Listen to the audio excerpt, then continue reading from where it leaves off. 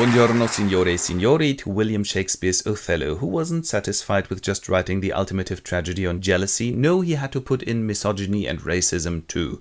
Today's cast are: Othello, a general of the Republic of Venice, a warrior in his best years and a person of color. He's just married Desdemona, a young woman out of the cream of Venetian society who simply adores him but hasn't found it in herself to tell her beloved father Brabantio of the match. We'll get to that in a minute.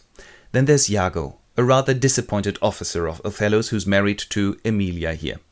Cassio is another one of Othello's officers, rather younger and better looking than Iago, and Othello's favorite. The story starts on a Venetian street with yet another malcontent. They seem to have quite a few of them there. It's Rodrigo. "Why didn't you tell me my beloved Desi had something going with that Moor?" "Well, I'm telling you now. Alarm the father." So Rodrigo runs to Brabantio and raises hell, and he goes, "What is it?" "Your daughter has been stolen by the Moor." "What?" And they put together a rescue expedition. Moor is Shakespeare's word for person of color, and of course it is discriminating, being associated with evil, demonic, lustful animal.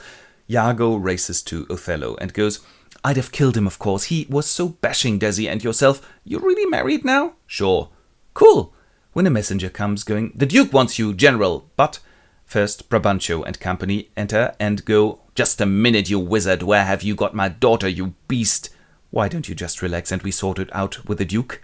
So there they go, and shortly afterwards the Duke petitions to Othello, "Please save our Cyprus from the evil Turks." And he goes, "Oh, hello, Brabantio. This monster has stolen my daughter. He must have bewitched her. I plead date rape and he's a Moor." Come on, this is complete nonsense. You invited me to your house. I told my war stories. We fell in love with each other, and since you would have never agreed officially, we married in secret. In the meantime, they have brought Desi, who is questioned by her father. "Is this true?" "Sorry, Dad." "Then better watch out more, that she doesn't betray you as she betrayed me." And the Duke's happy. "Cool, let's go and defend Cyprus, everybody, right?"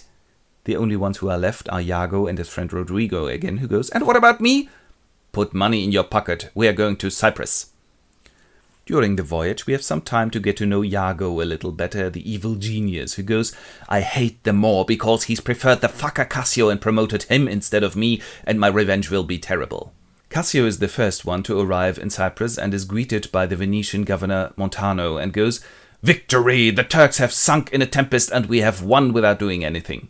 Then Iago arrives together with Desdemona and his wife Emilia. Cassio very politely greets Desi first and then Emilia and goes, "Iago, this must be your beautiful wife Emilia." And he goes, "She is, as long as she shuts up." "If you're such a misogynist, what am I in your eyes?" And he goes, "Let me say, pretty white women know how to handle their weapons." When Othello comes and goes, "Hey darling, let's go on to the castle." And they leave and Iago talks to Rodrigo again, who goes, "So what am I to do now?" "Did you notice the erotic tension between Cassio and Desi?" No, really? Like hell. Why don't you provoke him during night watch? Then we'll dispose of him." So during the night they celebrate their victory over the Turks. Cassio is on watch, Montano is with them, and Iago goes, "Come on, Cassio, let's drink a cup together with our Cyprian friends." "Sorry, I can't drink alcohol. I'm allergic. I get sick. Well, I'll have one." So he's drunk and goes, "Right, now I'm going on watch." When Rodrigo crops up and provokes him. "Cassio sucks!" "What did you just say?" And they start fighting. Montano goes in and goes, "Stop it!" And he's being stabbed. Now, of course, the boss comes running and goes, "What's up here?"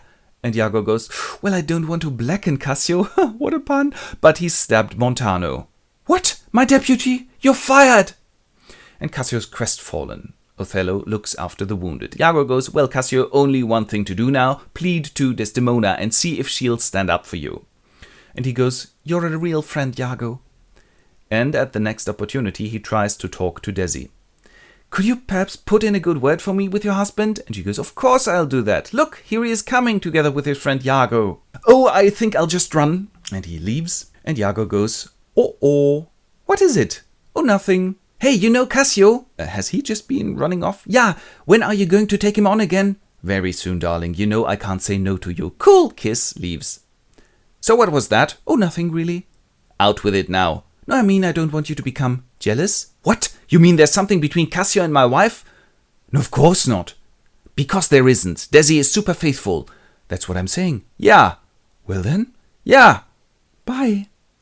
Immediately after this, Othello meets his wife in the castle again and goes, "Boy, I've got such a headache. Darling, I'll make you a compress with my handkerchief." "Oh, that's too small, dear."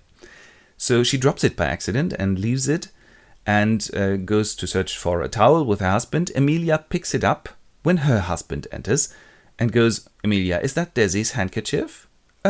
Yes." "Give it here." She doesn't think twice and hands it over to Iago. Then Othello comes back, really angry because what Iago has said has worked inside him, and he goes, "Iago, you jerk. You'll give me proof now of them having an affair or of her being innocent." What could that be? Maybe the following. Cassio's talking of her in his sleep and he's got her handkerchief. "No, that handkerchief was my first gift to her. It was the first token of my affection. I must be revenged." "I'll help you. You're my only friend." In the meantime, Desi is pondering on how to best stand up for Cassio when her husband enters and goes, "Hello, Desi." "Ah, you scared me." "Give me your hand." "My, that's moist."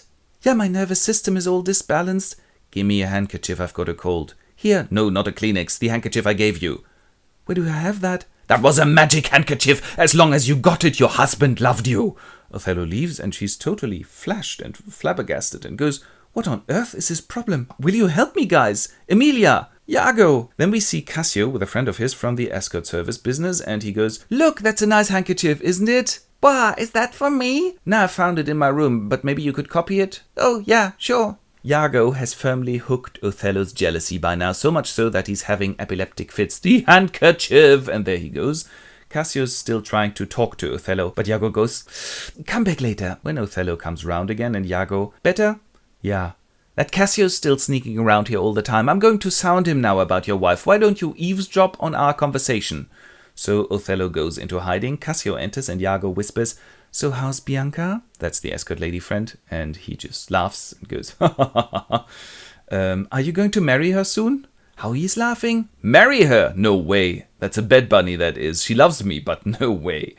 When Bianca enters, and maybe she's heard what he's just said, and throws the handkerchief at him and goes, "Here, you got it back. That's probably from another bed bunny of yours." She runs off. He goes, "Didn't we have a date for tonight?" And Othello jumps from his hiding place and goes, "He has given my handkerchief to his whore, and he said Desdemona was his bed bunny. Kill him!" "Okay. And I'll kill her. I'll poison her." "No, you'd better strangle her in her bed." "Right. What would I do without you, Iago?" When some messenger from Venice arrives. "Hi, Othello." "Hi. You're ordered back to Venice and Cassio is to be your successor here." "Oh, that's good for him." And he goes, "What?" and smacks her in the face. "I haven't deserved this," runs off. Othello leaves too and the messenger goes, "What was that?" "Well, that happens all the time. It's his character, you know." And without any pressure, Othello questions Emilia again. "And she never met Cassio?" "Nope." "I don't believe it." His wife, "You whore! That's not true." And she turns to Emilia and goes, "Please, will you help me? Please, Iago, will you help me?" And they go, "Yeah, of course, of course." When Rodrigo enters again and goes, "Iago, I am looking for you everywhere. Why don't you answer my phone calls? I'm not getting any closer to Desi." And he goes, "All cool. You have to just murder Cassio tonight." "Oh, that's everything. Cool." Now the official dinner for the messengers from Venice is over and Desdemona has been told to go to her bedroom where Emilia helps her undressing. "Your husband's so jealous."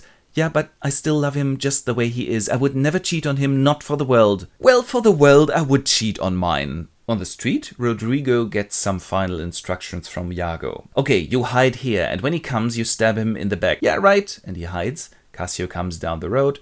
"No, no, no, no, no, no." And he stabs him in the back. "Ouch! Why don't you—" "Watch it!" He draws and they fight. Both get wounded. Iago comes and shouts, "Oh, an attack on Cassio! What a shame!" And he kills his tool, Rodrigo. Slack! "Iago, you jerk!" And he dies. Meanwhile, there's some bloody action in the bedroom too. Othello enters going, "Look how she's lying there, innocence personified. I've got to kiss her one last time. And now I'm weeping. Shit." "Othello?" "Yeah, have you prayed tonight, Desi?" "Yeah, why?" "All bills settled with heaven when I kill you now?" "Why kill me? I've always been faithful." "That's what they all say." "How about in half an hour or tomorrow?" "No." He jumps at her and strangles her when Emilia enters, shouting, "Cassio has stabbed Rodrigo." And Desi, "I'm dying." And Emilia goes, "But she's innocent. Help! Murder!" And Othello, "Why don't you ask your husband about this?" "My husband? He's a liar." When Iago comes in and she repeats, "Iago, you liar, look what you've done." And he wants to shut her up. has a go at her. Othello steps in but can't prevent him from killing Emilia and running off. The messenger from Venice has come in too and now disarms Othello, who goes, "I'm such a sucker." But they arrest Iago, bring him in again, and he goes, "I won't say anything anymore." And Cassio is brought in too and rubs in his innocence. "But I only ever found that handkerchief." And Othello goes, "Yeah, all right, thank you, I know my lines now. I did not love prudently, but too much. Ciao." And he snatches a blade, stabs himself, falls onto Desi's bed and dies.